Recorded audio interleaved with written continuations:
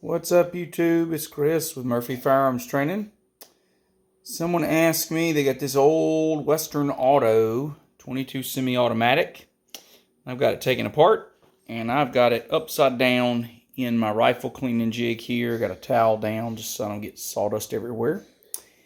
And they basically asked me, they said, I got this old 22, and I really want swivels. Really want swivels. So they bought these Uncle Mike swivels. I'm gonna come over here on the table and show them to you. Here they are. There's your rear one.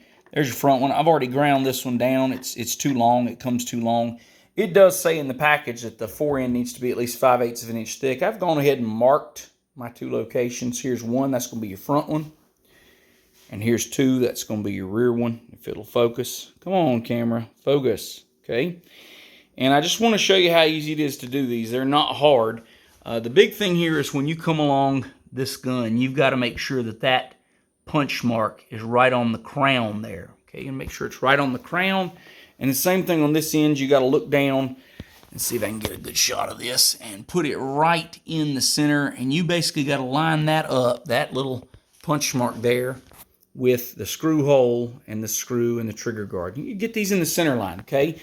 The other thing is when you drill this needs to go straight down. This actually does not need to go straight down. It's going to need to go, if you think of this, it's going to go at this angle here. It should be perpendicular to this surface. Okay, so how you drill these is going to matter. And I will tell you, it's really interesting to me is that I looked in the directions because, you know, why not read the directions? And the rear swivel base says go 2 to 2.5 inches forward of the recoil pad or butt plate and drill it and, you know, sink it in. It's pretty simple, right? Okay. But then, and it's a wood screw. I mean, basically, it's just a wood screw is all it is. It's a wood screw, okay? But for the front, it says something about countersinking the barrel channel and seating a machine screw nut. And there wasn't a machine screw nut in the package. So, like, I don't know where their directions got that from, but there's not a machine screw nut in the package. But these are both just really coarse wood screws, okay? So, really coarse wood screws. And what I like to do, because you screw these in, they're pretty tight, but if you screw them and unscrew them a few times, bad things tend to happen. And so what I like to do is I have mixed up a little bit, just a little bit of JB Weld. And I'm going to put just a little bit of that in my hole and get these straight, and I'm going to show you all of that and get it going. So anyway, give me a minute. We're going to get some drilling going. All right, so I've drilled this with a number 24 drill bit. It's considerably smaller than what they recommend in the directions. And I've got just a little bit of JB Weld. I've mixed up just a little bit of JB Weld. And I like to put some down in the threads. So really not wanting to focus for me here. Let's try this one more time. So we're going to go in here. Be careful not to get any of this on the stock. That's too big of a glob. So you see that big glob of JB Weld? That's too much. So like I said, a little bit of JB Weld. You want to go in here. And what I've done is I've already threaded this in once. So I thread the swivel stud in to cut the threads. And then I go and I put a little JB Weld in there. And a lot of times I'll put like painter's tape all around so I don't get JB Weld on the stock. Let me get a little bit more. A little bit more. See if I can get a little bit more here. A little bit more. Go down in there.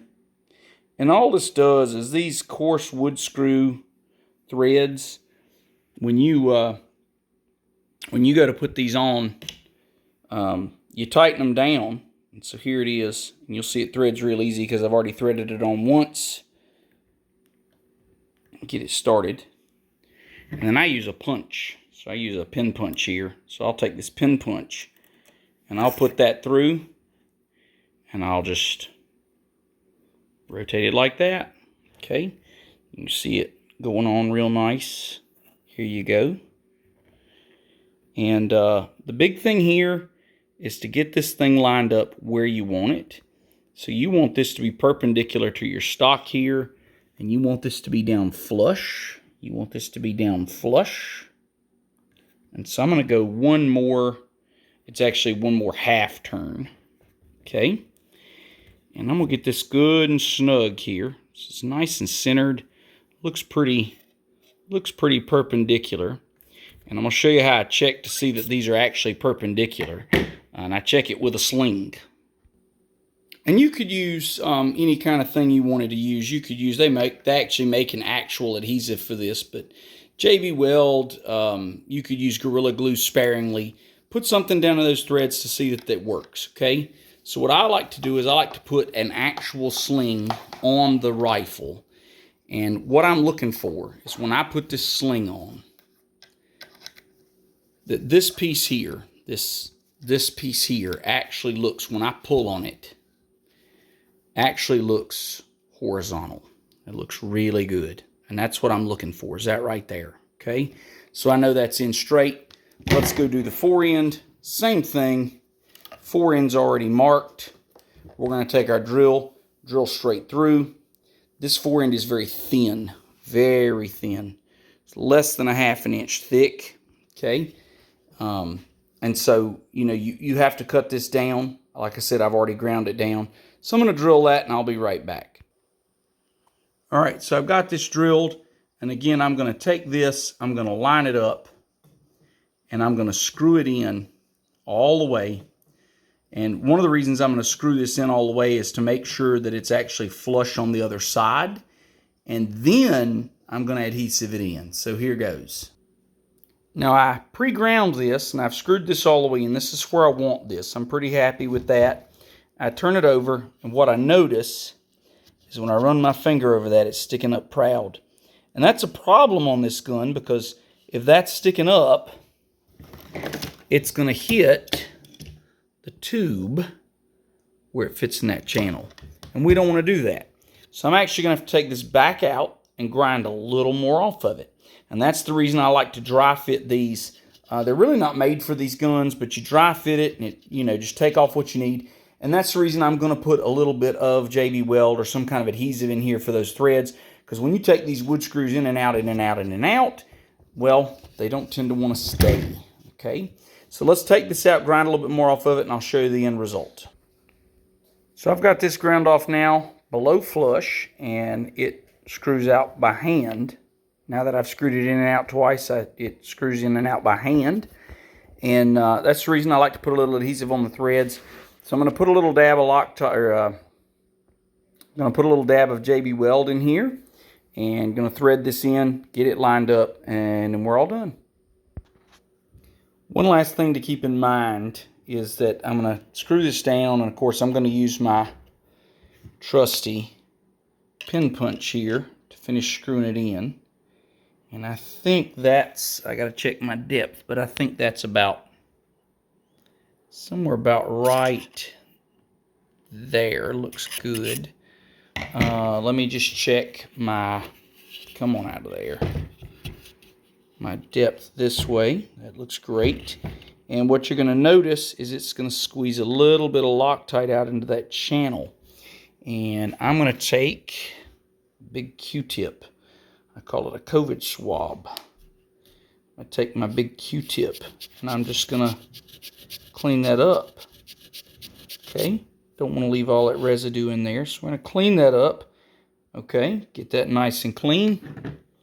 Okay, going to check it before I put a bow on this. I'm going to put my sling on there, see how that fits. So I got my sling here. Put that on, kind of give it a tug. And that looks beautiful. Every now and then I'll kind of put this in here and I'll say, okay, with that in there, if I just pull on it and kind of pull it in the general direction of the rifle, if I, you know, or just let it hang under its own weight a lot of times, I'll find that it's just a little off to one side, and then I'll finish getting it straight. Make sure it's straight with a sling before you call it done, especially if you put adhesive on these.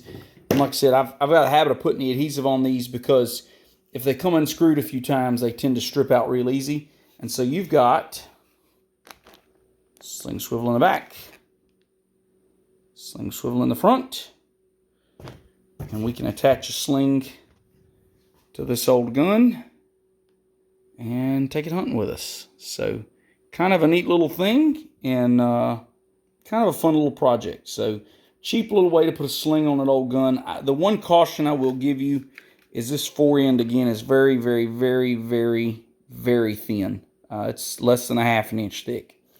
And I just will caution you that if you pop this down on something really hard, if you put this through some real heavy use, what you'll find is this will eventually split. Could be 20 years, could be 3, depending on how rough you are with your gun. Could be never. But just when you put in a sling swivel stud like this, you do run the risk of it splitting. So it's a quick way to put a sling on an old gun that you can't put a sling on. So really just 2 wood screws is all it is. So find your center, mark it, run it down. There you go. Hope you enjoy it, guys. Please like and subscribe. Join us for more.